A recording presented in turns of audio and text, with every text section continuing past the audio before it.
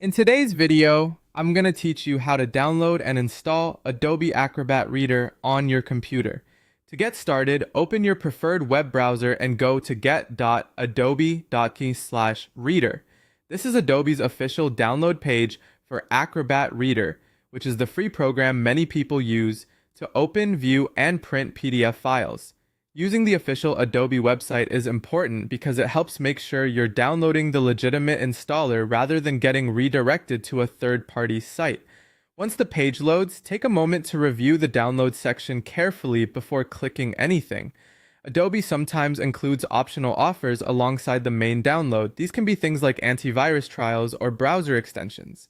If you don't want those extras installed, make sure to uncheck any optional third-party offers that appear on the page. This is a good habit whenever you download software, since it helps keep your computer cleaner and avoids installing programs you may not actually need.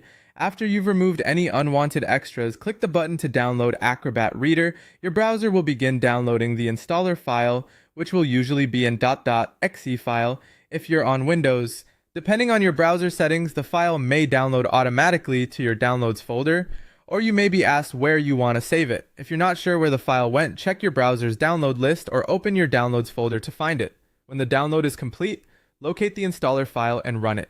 If Windows asks for permission to allow the app to make changes to your device, click Yes to continue, as long as the installer came from the official Adobe site. The installation process may take a few moments, so just wait while it completes.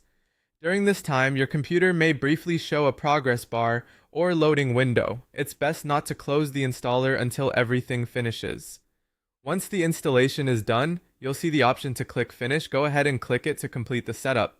At that point, Adobe Acrobat Reader should be installed and ready to use, and that's it. You've successfully downloaded and installed Adobe Acrobat Reader. If you plan to use PDF files often, you can now open them with Reader to view documents, fill out forms, and print files more easily.